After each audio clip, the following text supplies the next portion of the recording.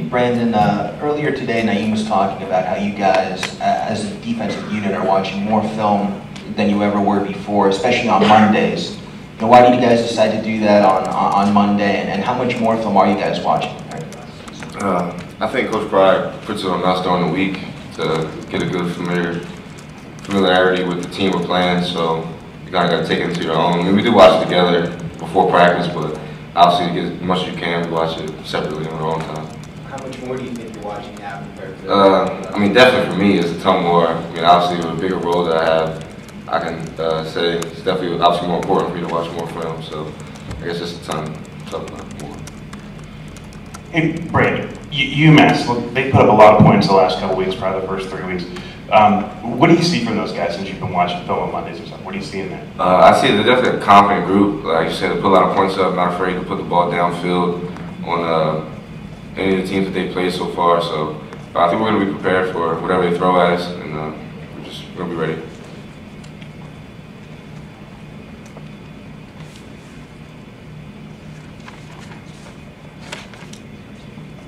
All right, well, I want to ask this, you said a ton. I just want to try to clarify, like an extra hour a day, an extra 10 hours a week? Yeah, I guess you say extra 2 hours, I guess, throughout the week from before, I guess you say, with another extra day. I guess we sit there for about 2 hours. How much has that helped you guys on the field this year, do you think? It definitely helps. We play a lot faster. I mean, they're going to drill it into us during the week anyway, but I mean, it makes us just know what we see and just play. Brandon, just talking in generalities here, when an offense uses a short passing game, to the side of the field and the screen passes, the bowl screens, all that kind of stuff, how tricky is that to maybe defend when they're doing it consistently? Getting you guys out in space and kind of making you cover, both sides of the field and back and forth.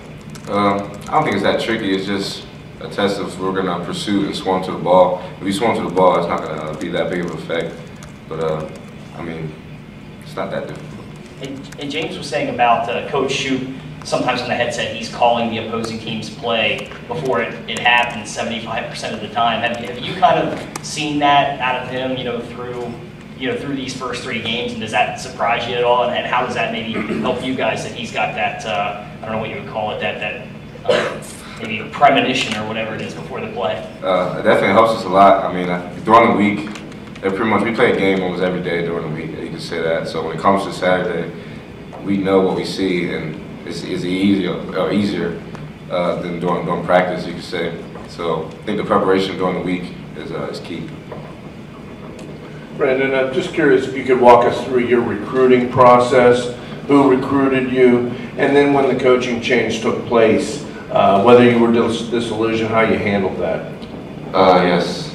My recruiter was Coach Ron Van Linden and also the linebacker coach. So that definitely had a big key for me coming here. The linebacker U and the tradition and everything. And when, Coach Van Linden had left prior to the coaching change, but it definitely hit hard a little bit, especially the timing it happened and all. But I still felt as if the school is the place where I wanted to be. And during the coaching search, it didn't really matter who it was going to be. I think I was going to be here.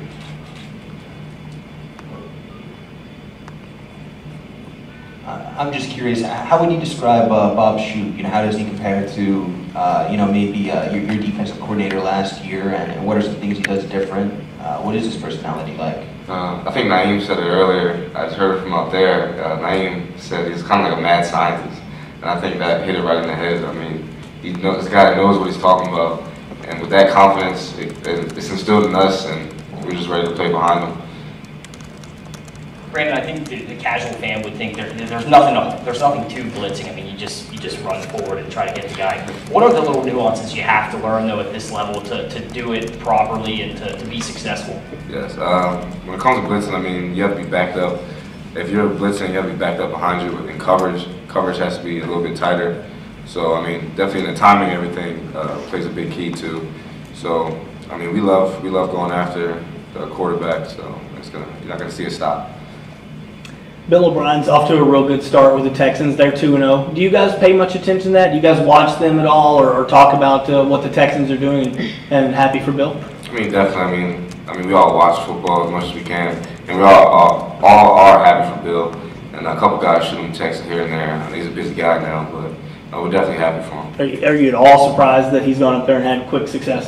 Nah, definitely not. I mean, we all know Bill, or Coach Bill O'Brien, so definitely not surprised.